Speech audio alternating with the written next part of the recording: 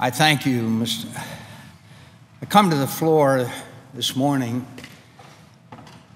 with great sorrow and great concern and an even deep alarm about the events that are transpiring rapidly in Iraq. ISIS, most extreme Islamist organization, radical terrorist organization, now controls at least 1/3 of Iraqi territory and is rapidly gaining more. The areas of Fallujah, Mosul, Tikrit, they're on the outsides of Samarra. With these victories, ISIS controls a swath of territory that stretches from the Syrian-Turkish frontier in the north down the Euphrates River all the way to the Iraqi city of Fallujah, just 40 miles west of Baghdad. And of course, hourly, they are experiencing greater gains while the Iraqi military and police seem to be dissolving before our very eyes. ISIS social media published pictures of their fighters demolishing the sand berm which hitherto marked the border between Syria and Iraq, an interesting symbolic gesture. They also ISIS released footage of large numbers of weapons and armored military vehicles being received by members in eastern Syria, confirming fears that the looted weapons would fuel the insurgency on both sides, both Syria and Iraq. Sources in the Syrian city of Hasaka confirmed that large numbers of convoys of trucks carrying weapons arrived late on Tuesday and were met by a senior ISIS figure, Omar al-Chechani. General McCAIN, the architect of the surge, said, quote, "This organization, speaking of ISIS, has grown into a military organization that is no longer conducting terrorist activities exclusively, but is conducting conventional military operations. They're attacking Iraqi military positions with company and battalion-sized formations, and in the face of that, the Iraqi security forces have not been able to stand up to it. The most frightening part is that ISIS strength will only grow after today. We use the cash reserves from Mosul's banks, the military equipment seized from military and police bases, and the release of 3,000 fighters from local jails to bolster its military and financial capacity. ISIS has now become the richest terror group ever, looted $492 million from Mosul's central bank. The governor confirmed Kurdish television reports that ISIS militants had stolen millions from numerous banks across Mosul. Most disturbing is the Iraqi security forces are collapsing. Kurdish and Shia militias are, to some degree, filling the vacuum. The story goes on, including the fact that the International Organization for Migration says that as many as 500,000 citizens have fled Mosul. There are reports of tens of thousands of citizens forced from their homes in other areas as fighting escalates across northern and central Iraq. And then the question arises, could all this have been avoided? And the answer is absolutely yes. Absolutely yes. Mr. President, I think it's probably the height of ego to quote oneself. But I think it's important to have again on the record what I said during this whole process when the President of the United States' only goal was to leave Iraq and Afghanistan, and he's about to make the same mistake in Afghanistan that he did in Iraq.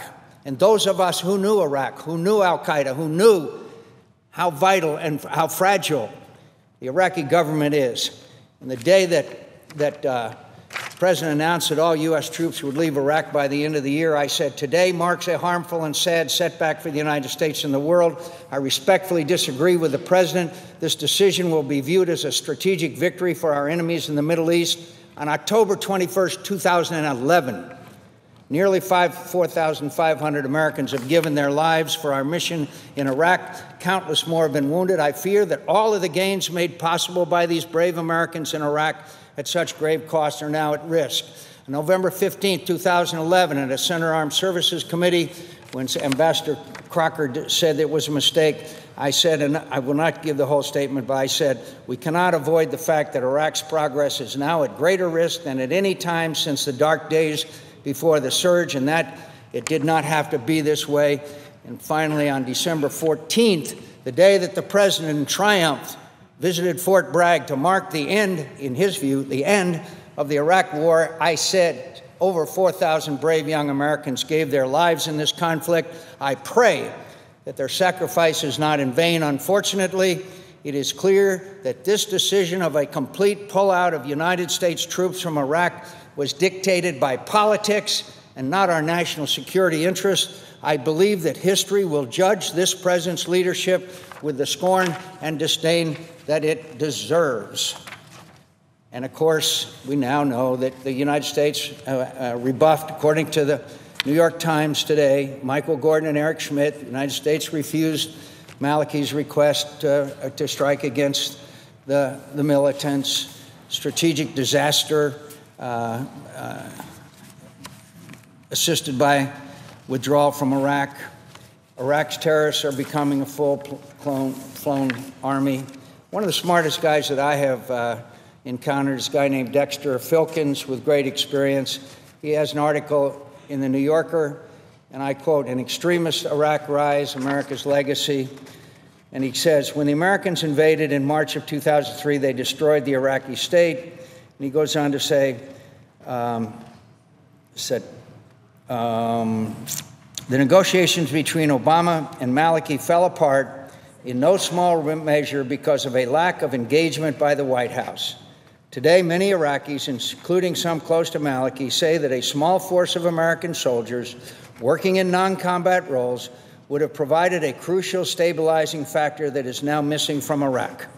Sami al-Askari, a Maliki confidant, told me from my article this spring, quote, "If you had a few hundred here, not even a few thousand, they would be cooperating with you and they would become your partners." President Obama wanted the Americans to come home, and Maliki didn't particularly want them to stay. The trouble is, as the events of this week show, what the Americans left behind was an Iraqi state that was not able to stand on its own. What we built is now coming apart. This is the real legacy of America's war in Iraq. And if I sound angry, it's because I am angry, because during this whole period of time, for example, the Washington Post, an editorial this morning called, quote, Iraqi, quote, success. I quote, Dennis McDonough, then Deputy National Security Advisor and now White House Chief of Staff, told reporters in 2011 that Mr. Obama, quote, said what we're looking for is an Iraq that's secure, stable, and self-reliant, and that's exactly what we got here. So there's no question that this is a success. You know, sometime we're going to hold people responsible for their policies as well as their words. To declare that a conflict is over does not mean that it necessarily is over. There's a great piece by Daniel Henninger this morning in the Wall Street Journal entitled While Obama Fiddles. Meanwhile, Iraq may be transforming into A, second Syria, or B, a restored caliphate. Past some point, the world's wildfires are going to consume the Obama legacy and leave his successor a nightmare. Mr. President, what needs to be done now? Well, every hour, the options become fewer and fewer as ISIS, the most radical Islamist terrorist group alive, sweeps across Iraq, and now, according to the latest reports, are even threatening Baghdad, that there are signs of further deterioration of the Iraqi military. What do we need to do now? Obviously, the first thing I think we need to do is call together the people that succeeded in Iraq, those that have been retired, and get together that group and place them in responsibility positions so that they can develop a policy to reverse this tide of radical Islamic extremism, which directly threatens the security of the United States of America. And it's time that the president got a new national security team. It's time that he got a group of people together that know what it is to succeed in conflict. And I would say the leader of that would be General Petraeus. I would say that General Mattis is one. I would say that General McCAIN is another one. I would say that Bob Kagan is another one. There is a group of people, along with myself and the senator from South Carolina, that predicted every single one of these events because of an American lack of reliability and American weakness, and the President of the United States declaring that conflicts are at an end when they are not. An exit from Iraq, and now an exit from Afghanistan without a strategy and without victory. So drastic measures need to be taken. The chairman of the Joint Chiefs of Staff is one who has gone along with this policy for a long time. We need a new chairman. We need a new national security advisor. We need a new team. We need a new team that knows what America's national security interests are and are more interested in national security than they are in politics. So, Mr. President, I come to this floor today with great sadness because all of this could have been avoided. There is no inevitability about what is taking place in Iraq today. And Iraq is a faraway place. But ask any intelligence leader in this country, and that leader will tell you that this poses a takeover of Iraq and the Iraq-Syria area, which is now the largest concentration of al-Qaeda in history, is a direct threat to the United States of America. Our Director of National Intelligence, General Clapper, has said in open testimony that this concentration of al-Qaeda-oriented and al-Qaeda-affiliated groups will be planning attacks on the United States of America. And the saddest part about all of this, to me, is the fact that 4,400 young Americans lost their lives, thousands lost their limbs, thousands are scarred for life because of the experience that they had serving in Iraq. And they had it won. In the words of General Petraeus, we won the war and lost the peace. And that is a direct responsibility of the President of the United States, who is Commander-in-Chief. But I grieve for those families who lost their loved ones, who fought so bravely and made such sacrifices. And to see all of that success, where the surge succeeded, thanks to one of the finest generals in history, General David Petraeus.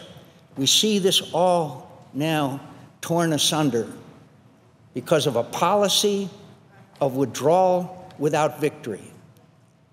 And when those withdrawals and that policy was being orchestrated, the senator from South Carolina and I and others stood up and said, please don't do this. Please leave a small force behind in Iraq. We are begging now, please leave a small force behind in Afghanistan. The Afghans have no air capabilities. The Taliban will come back. And all of the sacrifice in Afghanistan will be made in vain. So at least take immediate action to try to break the advance of ISIS across Iraq today. But also revisit the decision to completely withdraw from Afghanistan, because the Taliban is still alive and well. Because the President of the United States declares a conflict over does not mean in the eyes of the enemy that it's over. Conflicts end when the enemy is defeated. The Iraq War did not end because the forces against Iraq were still, and within Iraq, were still undefeated. The conflict in Afghanistan will not be over 2 years from now, when the final, 2017, when the final American is scheduled to leave Afghanistan. Please learn the lessons. I say to the President of the United States, get a new national security team in place. You have been ill-served by the national security team and the decisions that you have in place now and the decisions that you made. and have that new national security team come up with a strategy to do whatever we can to prevent this direct threat to the national security of this nation, the security of this nation. So, Mr. President, of all the visits that the former senator from Connecticut, Joe Lieberman, and Lindsey Graham and I made every 4th of July, 2 or 3 times a year, traveling the country, and having been in the company of not just great leaders like General Petraeus and Ambassador Crocker, but the young men, the privates, the corporals, especially the sergeants, these brave, brave men and women who are serving, who are willing to sacrifice on behalf of somebody else's freedom. And they believed they'd won. The surge succeeded. Any military expert will tell you the surge succeeded. But it was won at great sacrifice. Among other cities, the black flags of al-Qaeda fly over the city of Fallujah today. 96 brave soldiers and Marines were killed, 600 wounded. What do we tell their families? What do we tell their families? What do we tell their mothers? So it's not too late. America is still the most powerful nation on earth. We still have the finest and strongest military ever. We have the finest young men and women who are serving in it ever. It is not too late. But we've got to have a dramatic reversal of course before this situation gets to the point where, as the Director of National Intelligence has stated, that this will be an area where attacks on the United States of America will be orchestrated. Mr. President, I yield the floor.